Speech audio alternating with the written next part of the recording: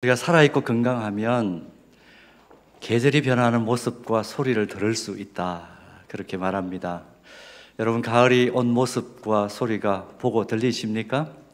우리 추석 명절 맞이해서 이 아름다운 계절에 함께 예배드리고 또 가족들과 교제하는 가운데 하나님이 창조하신 이 아름다운 피조 세계에 변화되는 모습이 선명하고 또 정확하게 보이고 들리게 되기를 축복합니다. 지금 우리가 살펴보고 있는 이 주기도문은 하나님 나라와 관련된 간구 세 가지와 이 땅에 사는 우리와 관련된 세 가지의 간구, 모두 6가지의 간구로 구성되어 있습니다. 그 가운데 우리는 하나님과 관련된 간구 세 가지를 이미 살펴보았고, 지난 주일에 주기도문 4번째 간구인 오늘 우리에게 일용할 양식을 주시옵고, 그 기도를 살펴보면서 땅에 있는 우리 자신에 관한 기도를 묵상하기를 시작했습니다. 지난 주일에는 예수님께서 왜 이 땅에 사는 우리 모두에게 우리 자신을 위한 기도를 하라, 그렇게 말씀하시면서 이 짧고 간결한 주기도문 속에 땅을 향한 기도, 또 우리의 필요를 위한 기도를 집어넣으셨는지 그 의도를 좀 살펴보았습니다. 지난 시간 말씀을 잠깐만 정리하면, 예수님께서 우리의 필요를 위한 그 기도 내용을 주기도에 넣으신 의도가 2가지라고 그랬죠. 하나는 우리로 하여금 하늘과 땅이 동시에 중요하다는 것을 깨닫도록 하기 위해서 그랬습니다.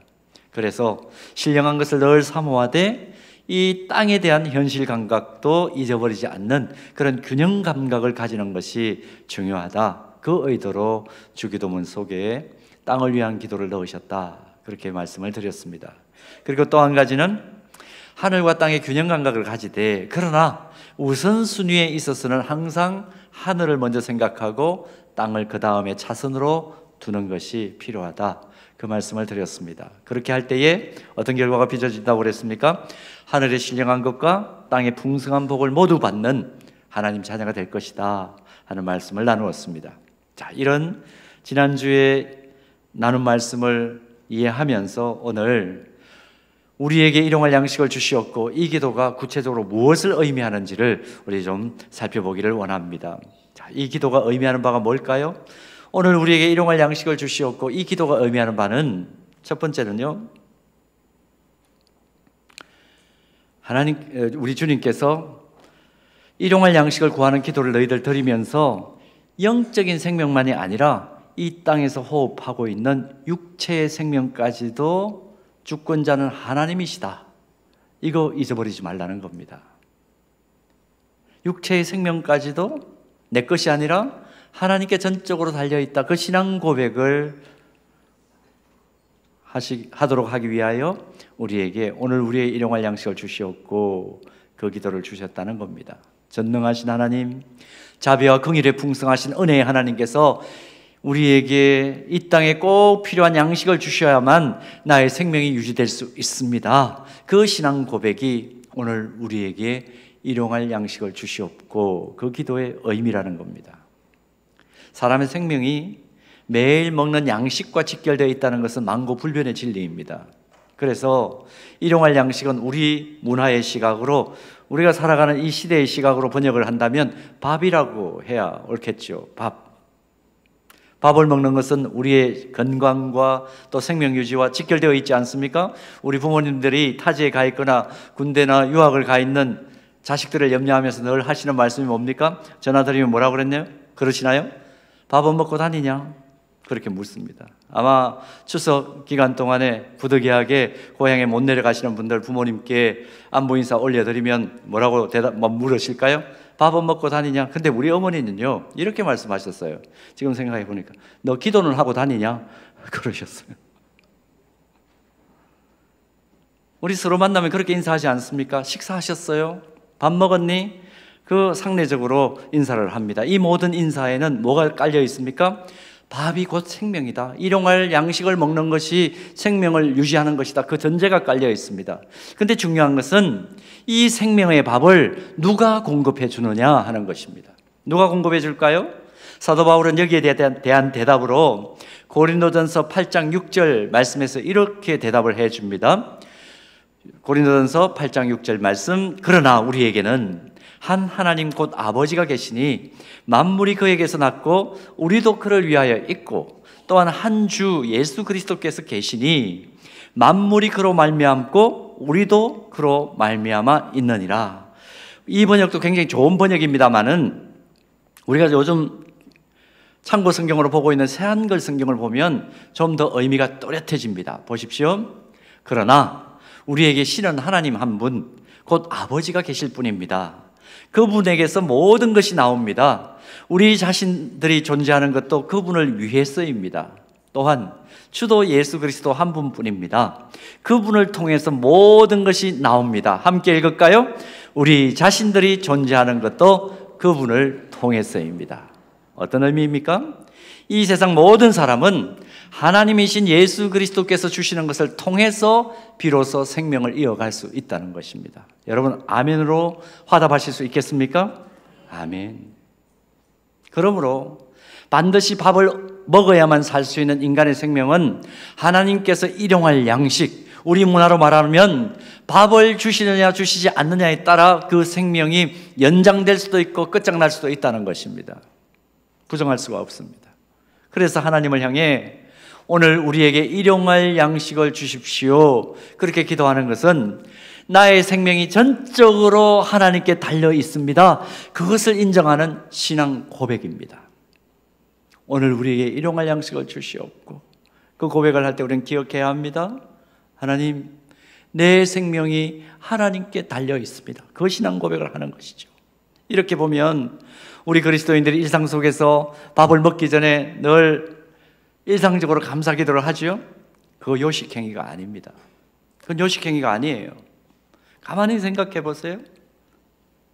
하나님 감사합니다.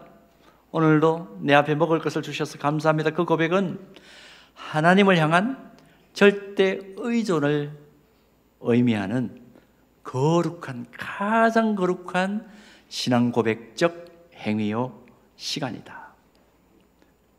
추석이니까 많은 것 드시겠죠. 드실 때마다 여러분 기도하실 텐데 마음속에 의문이 생길 겁니다.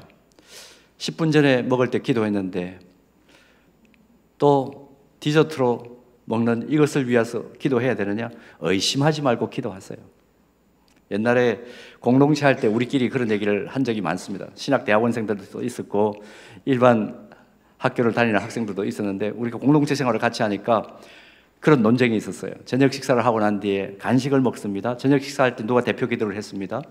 간식 먹을 때도 누가 대표 기도를 해야 되느냐 말아야 되느냐, 그거 가지고 한 이틀 동안 논쟁을 했던 적이 있습니다. 결론은 뭐였느냐 하면 기도 더 많이 하자, 그게 결론이었습니다. 여러분, 하나님 앞에 나에게 먹을 것을 주신 것을 감사합니다, 그 고백은 단순한 요식행위가 아니라 하나님을 향한 절대 의존을 고백하는 신앙 고백적 행위입니다. 거룩한 행위입니다. 자, 이제 여기서 조금 더 깊이 생각할 것이 있습니다. 그렇게 기도하는 사람, 오늘 하루 나의 삶과 생명과 호흡이 하나님께서 일용할 밥을 주셔야만 살 수 있다, 그 깨달음을 가진 그리스도인이라면, 그런 사람이라면 과연 하나님께서 나에게 밥을 주셔서 허락된 이 귀한 삶, 귀한 생명, 이 귀한 시간을 어떻게 살아가야 할 것인가 하는 질문을 할 수밖에 없죠. 어떻게 사는 것이 하나님께서 제공해 주시는 이 밥 앞에 놓고 있는 이 밥값을 제대로 하며 사는 것일까? 과연 어떻게 사는 것이 우리가 제대로 밥값을 하며 사는 삶일까요?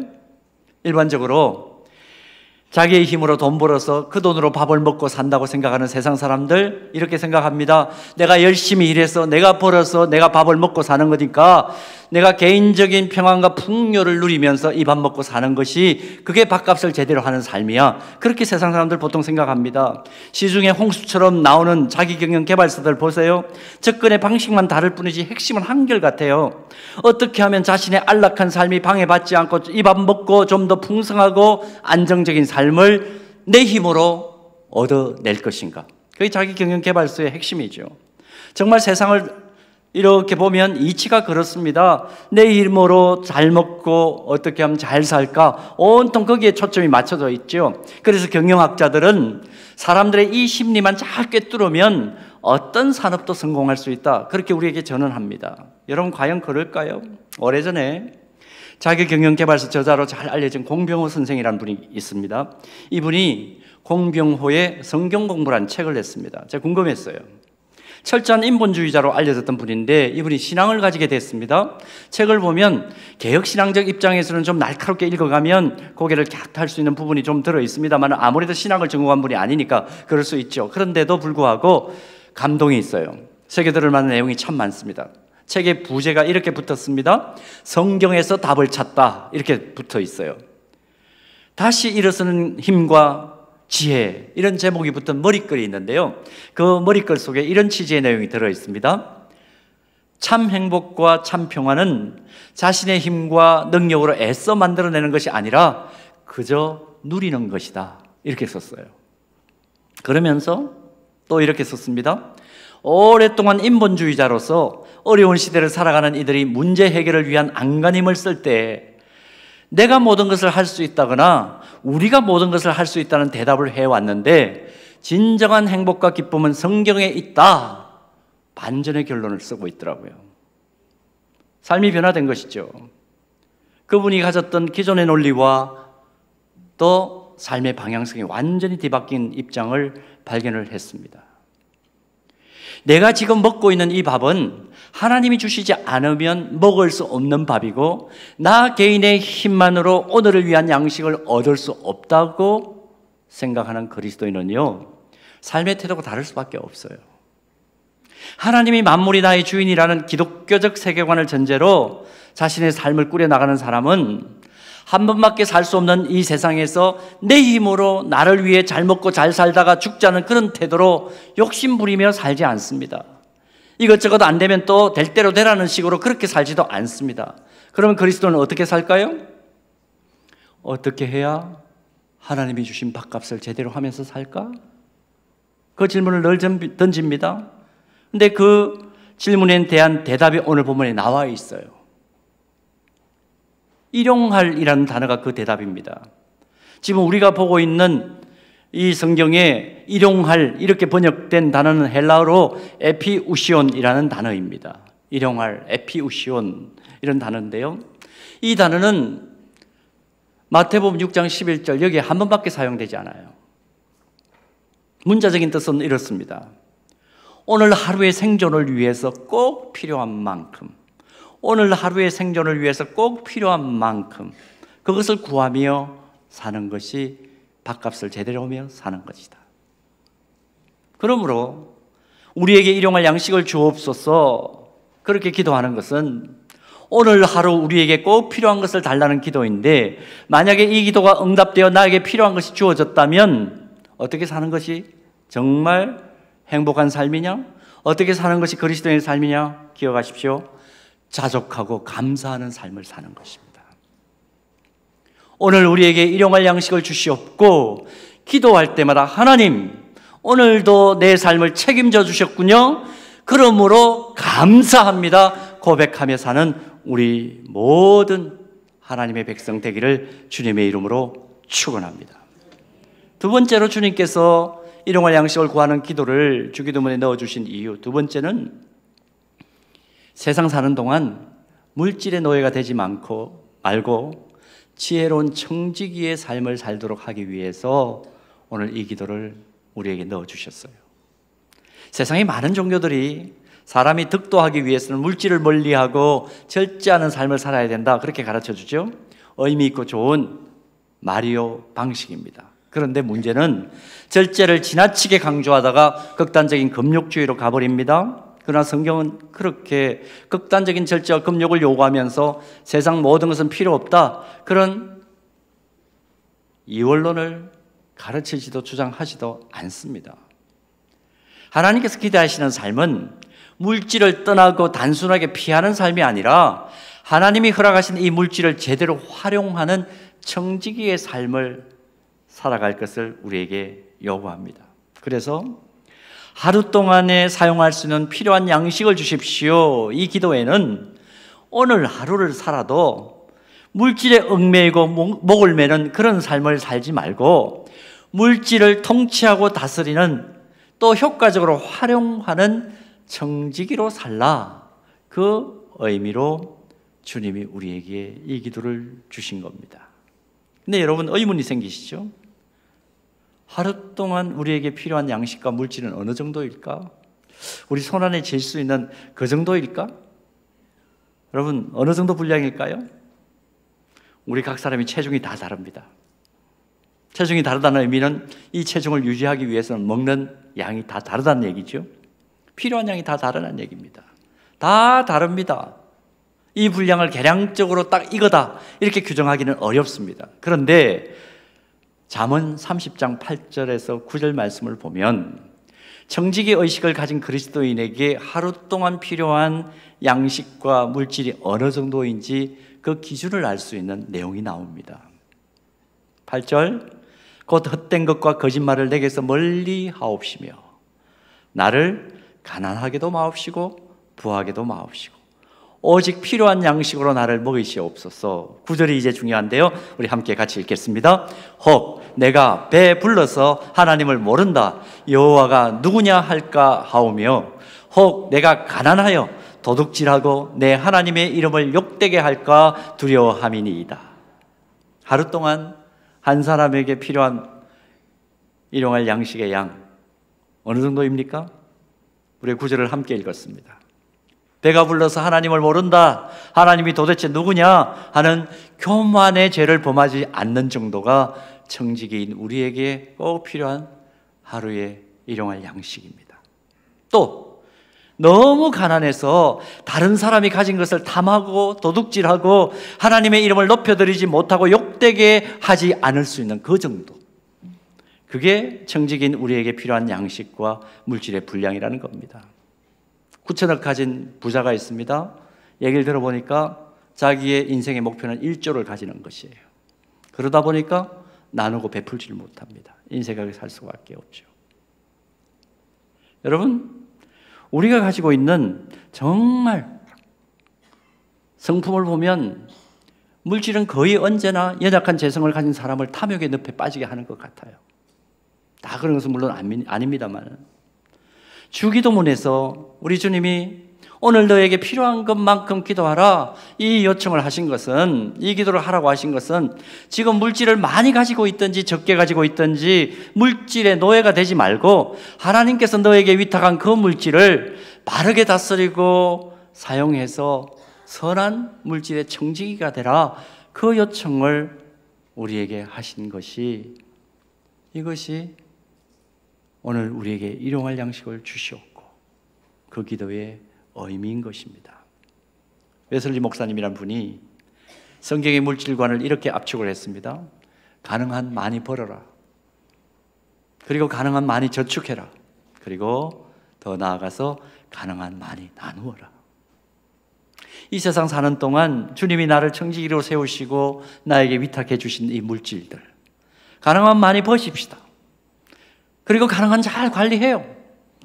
그래서 더 많아지면 더 많이 나눌 수 있는 축복의 통로가 되는 저와 여러분 되기를 주님의 이름으로 축복합니다. 마지막 한 가지, 주님이 또 오늘 우리의 일용할 양식을 구하는 기도 주기도문에 넣으신 또 하나의 이유는요, 나만의 배부름과 만족만을 추구하지 말고 주변 사람들의 배부름을 위해서도 기도하고 섬길 것을 강조하고 싶었기 때문입니다. 오늘 본문 속에 나오는 우리에게라고 표현된 이 표현을 잘 보십시오. 우리에게, 복수소유격입니다. 나에게 일용할 것이 아니라 오늘 우리에게 일용할 양식을 주십시오. 어떤 의미일까요? 나만의 배부름과 나만의 만족만을 추구하지 말고 항상 나와 함께 동시대를 살아가고 있는 모든 사람들의 배부름을 위해서 기도하라 하는 것이 담겨 있는 거죠. 이웃의 밥그릇이 비어 있으면 그것을 위해서 기도하고 그들도 밥을 먹을 수 있게 해서 생명을 살리는 일을 쉬지 말라. 그 의미가 이 기도 속에는 포함되어 있는 겁니다. 이 세상을 지배하는 이데올로기는 어떤가요? 다른 사람이야 죽든 말든 나만 잘 되면 되고 나만 잘 살면 되는 거, 거기에 매몰되어 있지 않습니까? 이것이 집단 이기주의로 발전되면 참혹한 전쟁으로까지 이어지는 그 광기로 나타나는 것을 우리는 인류 역사 속에서 봅니다. 그런데 성경의 논리는 정반대예요. 끊임없이 사심을 내려놓고 자기의 유익을 구하기보다는 다른 사람의 유익을 구하는 사랑과 나눔과 섬김의 삶을 사는 것을 우리에게 요청합니다. 이런 관점에서 우리 신앙의 목표를 한번 점검해 보는 거 필요해요. 윌리엄 템플이라는 영국 성공회 소속의 목사님이 이런 말을 합니다. 이 세상에서 유일하게 자기 자신이 속한 공동체가 아닌 다른 사람과 다른 공동체의 유익을 생각할 줄 아는 독특한 사람과 공동체가 이 세상에 하나 있다. 그것은 바로 그리스도인과 교회다.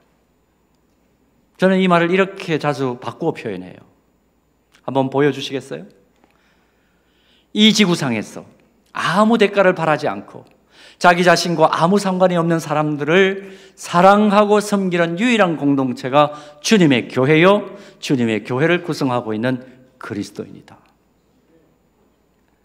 오늘 우리에게 일용할 양식을 베푸셔서 생명과 호흡을 연장시켜 주시는 이유가 도대체 뭘까?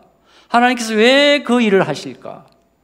하나님의 은혜로 주어진 밥을 우리가 먹고 사는 그 목적이 단순히 나의 허기만을 메우는 그런 목적이 전부일까요?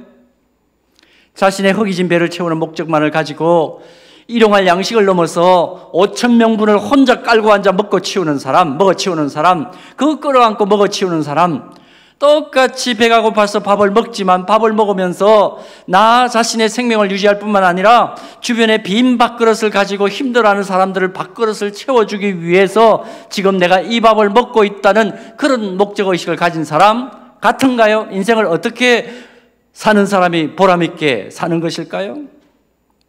우리가 영적 공동체인 교회로 모여서 주기도문을 함께 하나님께 올려드릴 때 나에게가 아니라 우리에게 일용할 양식을 주시옵고, 그 기도하는 이유는 바로 하나님께서 주신 그 밥 먹고 힘 얻어서 우리가 각자 받은 그 힘을 합쳐가지고 주변에 먹지 못하고 마시지 못한 채 빈 그릇을 힘없이 응시하는 그 사람들 밥그릇 채워주기 위하여 우리는 오늘 우리에게 일용할 양식을 주시옵고 그 기도를 항상 올려드리는 것입니다. 이런 의미에서 주기도문을 제대로 올려드리는 교회는 어떨까요?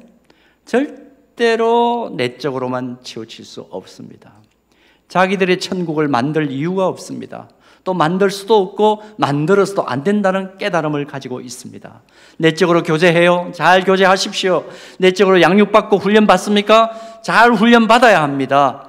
그리고 기억해야 합니다. 주님의 손과 발이 되기 위해서 어떻게 하면 좀 더 내가 가진 힘을, 물질을, 내가 가지고 있는 에너지와 전문성을 힘들고 소외되고 그래서 굶고 있는 이들을 위해서 사용할까?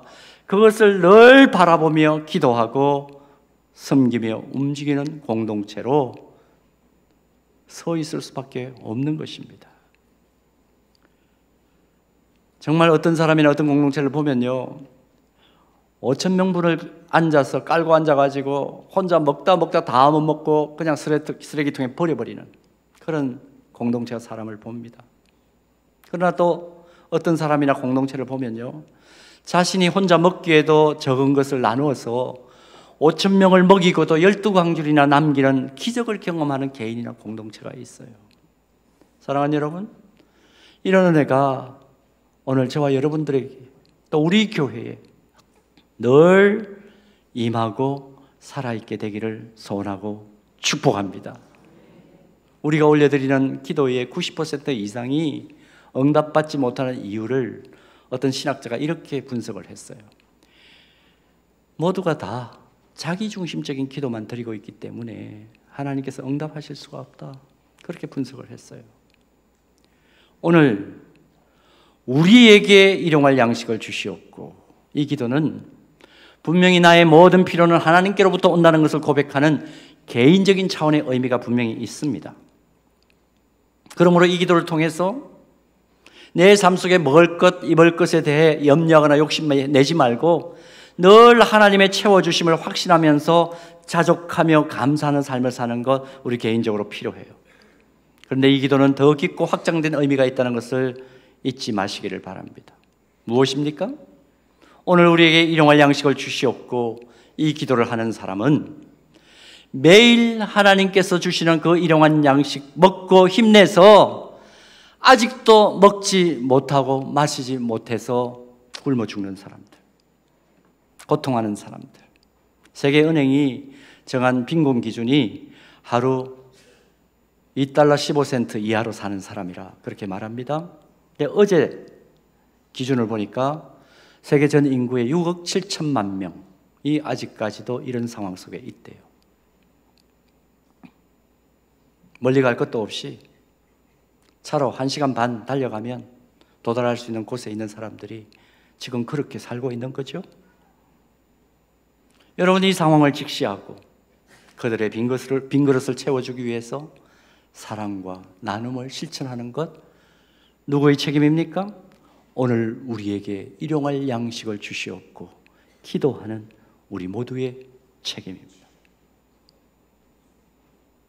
그래서 우리의 섬김과 나눔을 통해서 하나님 나라가 이 땅에 속히 임하게 되는 것, 우리가 함께 보며 기뻐할 때가 분명히 있게 될 줄로 믿습니다.